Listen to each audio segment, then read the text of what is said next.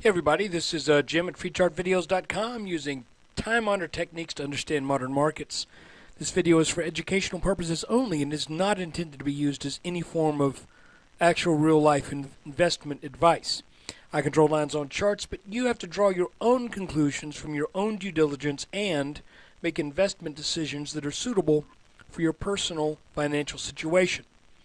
I'm not a licensed professional. I'm just a guy who draws lines on charts. So let's look at the S&P 500. Okay, we are looking at a chart that covers, it's a 10-minute chart. We're looking at 1, 2, 3, 4, 5, 6, 7, 8, 9, 10, 11, 12, 13, 14. We're looking at about 3 weeks of trading sessions here. You can see that the S&P had been in a downward channel that had a slight wedge shape to it, and it broke up out of that, started to head up. Then we started to get all this news about the debt ceiling and all the hoopla and all the stuff going on, and that basically served as the impetus to take us out of this upward channel and make us form what appears to be now another downward channel. I'm going to make this the same color as the one that preceded it, this dark blue line. Now you'll notice the bottoms of this particular pattern really don't line up that well, so I don't know that I can say at this point for sure that it has a wedge shape, but you know it sort of does, and the tops don't all line up either. So if we let that go above it, then all of a sudden it's got just a regular channel shape to it. So I'm not really gonna call that a wedge. But what I will point out is that again today, the selling was halted at this line. It was halted just above it yesterday, halted above it today. And at the end of the day, it looked like it wanted to test this line again and couldn't do it.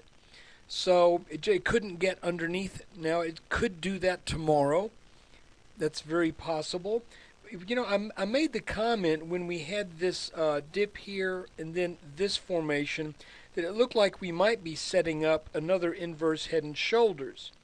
And if that had happened, then this would have been strong support. Well, we never got that second dip over here on the right side to give us the shoulder, head, shoulder.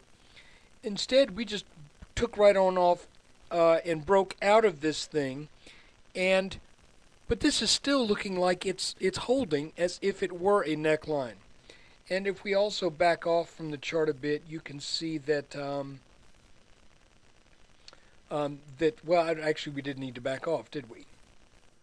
It's all pretty much there. I was going to say that this line was resistance here and resistance here, and I believe, there we go, and it was support back here, back in the middle of July. That's what I was looking for. Excuse me. Wrong line. I screwed up. Get rid of that line. No, I don't want to get rid of it. We may have to play with that line later. That's the problem when you have too many lines and they're the same colors. I thought that was the same line. So let's make this orange. There we go. A flat orange line. It was resistance here, and then support here. And it was also support way back in the earlier part of July as opposed to what I was pointing to with this line right here. So there are reasons why the markets kind of stopped where they did today. And this is what I'm looking at. I'm looking at a potential similar pattern to what we had back here, only not as large. Obviously, the swings in this descending channel here were very large. They're not as large here. Additionally, if we look at this whole thing, it looks like we had really huge moves here as we were coming down. Then we came up. Now smaller moves, another skinny little channel, and even smaller moves. And what all of this looks like to me is that our general thesis that we are in a pattern bounded between this line and this line is looking more and more correct. And again, if we break out over the top of this line, let's say we move up over 1350, get a good healthy move to say 1360, then that should set things in motion for the mid 1400s. If on the other hand we break down below 1270, then and I mean by a sizable margin, then we are looking for an eventual move to the mid 1100s. So again, I'm not calling this a consolidation or a continuation pattern until it actually breaks out and shows that, and I'm not calling it a reversal until it breaks down and shows that. So for right now, we're just going sideways, and you know, whatever you feel you can do in here during all of this sideways trading, more power to you. You know, right now I'm mostly in individual stocks that look pretty good, and however, one of them, I was going to have a really good day today except for one stock, and it just erased my gains, and had good gainers in Orbitz, had good gainers in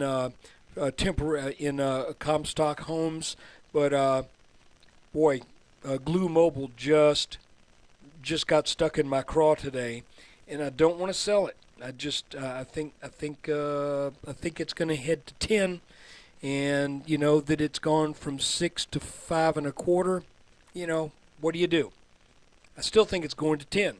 So the question I ask myself, if I didn't own it already, would I buy it at 5 1/4? And the answer is I probably would. So I'm not selling. Anyway, look, that's the S&P 500 update for July 26th.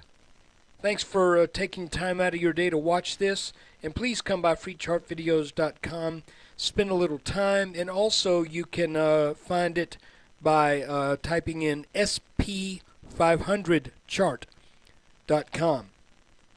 Take care. Thanks for watching.